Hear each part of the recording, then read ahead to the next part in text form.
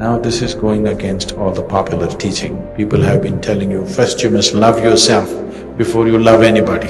Whatever your emotional process is just local gossip.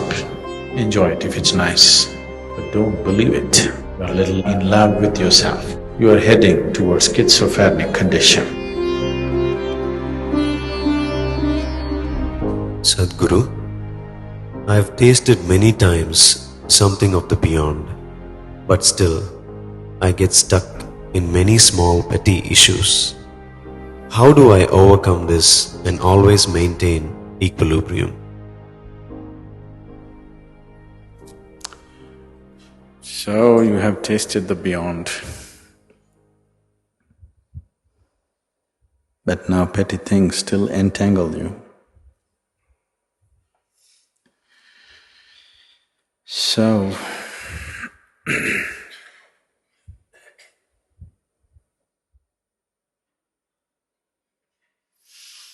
if you have tasted it for a moment, just for one moment, there is something beyond what you think and feel. If that has become a real thing for you, even for a moment, then you must invest your life towards that. Yes, I'm trying to, but petty things carry me away. So, you're little falling in love with yourself. That is why, even though the taste of the beyond is somewhere on your tongue, you still can get entangled because you're little becoming inflated personality. You're little in love with yourself. Is that wrong? Nothing wrong. It's just called madness. Because love is an effort, love is a longing to include something as a part of yourself. Love is a process. Love is a possibility where you could become larger than who you are. You could become more than what you are by inclusion. Now, if you wallow in your own self-love, now this is going against all the popular teaching. People have been telling you, first you must love yourself before you love anybody. If you cannot love yourself, how can you love anybody?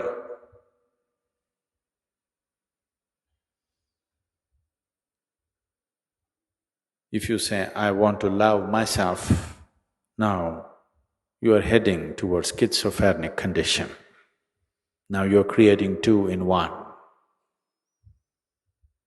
If you want to ensure that you never go insane, the first and foremost step that you need to take is, you take away all divisions and you see this is an individual. An individual means he cannot be further divided, he's indivisible.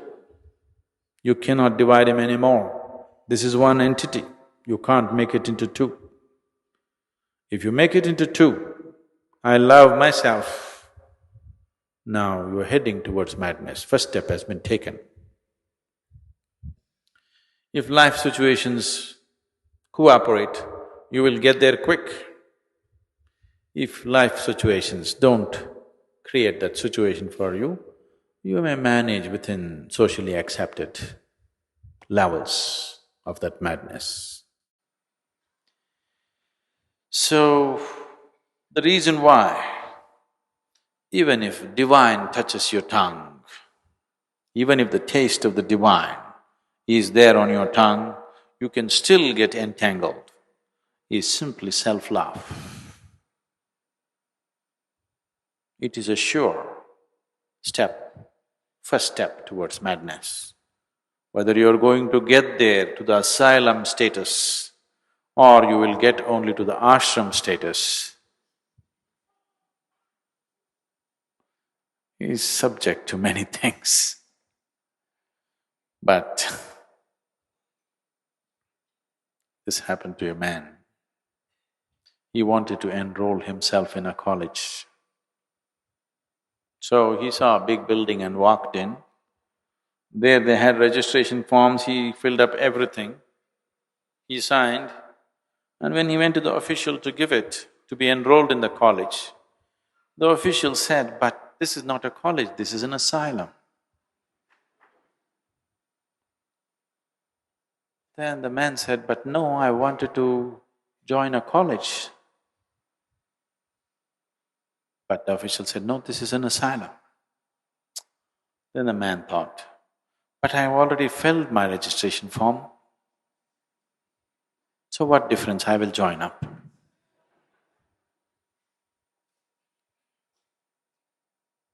Not much difference. I will join the asylum.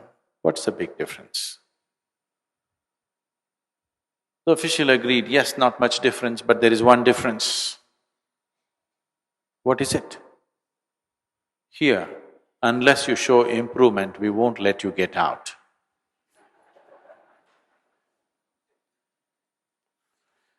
So,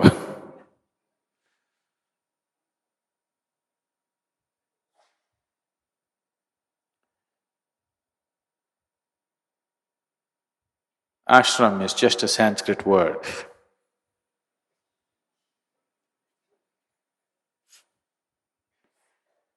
An English word would be too insulting. So, ashram. Because with the taste of the divine on your tongue, you're trying or you have the necessary foolishness in you to fall in love with something so limited which you call as myself. That is a sure sign of madness. That is definitely a sure sign of madness. If you had never tasted it, then this is all you know, that's okay, because you don't know anything better. And the taste of the divine is still lingering, and you're getting entangled with something so limited as your personality, that is definitely a sign of madness, there is no question about it. If you're in such a state of madness, you're doomed. Even an astrologer will charge you half price, because when your destiny is so doomed, there's nothing much to predict, it's easy, really, it's very easy. But all this talk, don't get depressed.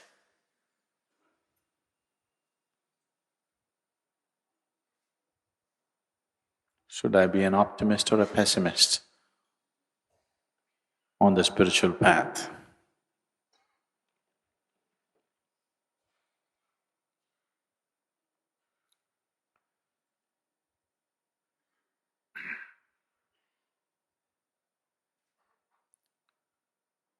An optimist, a pessimist, and a realist were at the breakfast table. An optimist, there was a closed pitcher, a dish, a container, and the optimist looked at it and said, "Please pass me the cream."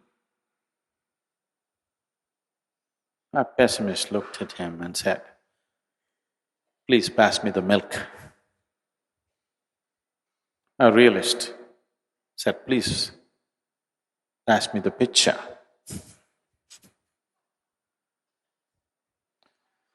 So, if you're an optimist, you will be misled. If you're a pessimist, you'll be misled. So when you're down, I up you. When you're up, I down you, because I want you to be a realist. Only one who is in contact with reality will grow. Others, optimists will hallucinate, pessimists will get depressed. Both will not get anywhere. You have to be a realist. You are willing to see everything the way it is. No hype, no depression. You just where it is. Most important. It's extremely important. So when I see you in a high, I put cold water on you. When you see you're low, I set fire to you. Don't think I'm playing with you. I'm just trying to bring you down to reality. If you go off this way, you're going away. If you go off this way, you're going away. We need you in reality. Only in reality you grow. Growth is possible only in reality. It's the existential which can transcend the psychological. Whatever it does, transcendence is also empty. Transcendence is also false in the psychological. There is no such thing as transcendence in the psychological sphere of your life. Transcendence has to be existential because it is in the existential that your essential process of life is rooted in. What is happening in your mind, your thought and your emotion are psychological. They are just a small offshoot of life. It's not life. Right now, it may be keeping you fully engaged. Your thought and your emotion may be keeping you fully engaged right now, but it is just a small offshoot of life. It is not life. You can think what you want. Even if you're fast asleep, you're still life. In fact, you're more life when there is no psychological activity. If you have known a few moments of what you call as beyond, those were few moments where you were free from the psychological. Those few moments of freedom from the psychological, you are more present than ever. Years of living, a few moments where you are free from the psychological process were the most significant moments of presence in your life. So, that little taste that you have known, you must invest your life in that direction, not what your thoughts say, not what your emotions say. Your emotions and thoughts can say whatever they want. They will say one thing today, tomorrow morning they'll change their opinion. They're just like the local gossip. It keeps shifting. It keeps shifting what people are talking about today and what they're talking about tomorrow. Similarly in your mind, whatever your thought process is, whatever your emotional process is just local gossip, very localized to you. Enjoy it if it's nice, but don't believe it. If you like the gossip, you enjoy it.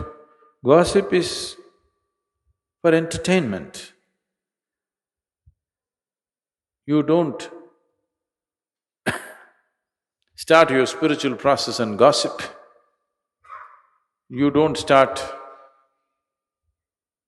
anything that really matters and gossip. If the taste of the divine has come to you, then you will see entertainment doesn't mean anything. Suddenly entertainment doesn't mean anything at all to you because all entertainment looks too stale and ridiculous for one who has tasted the real thing.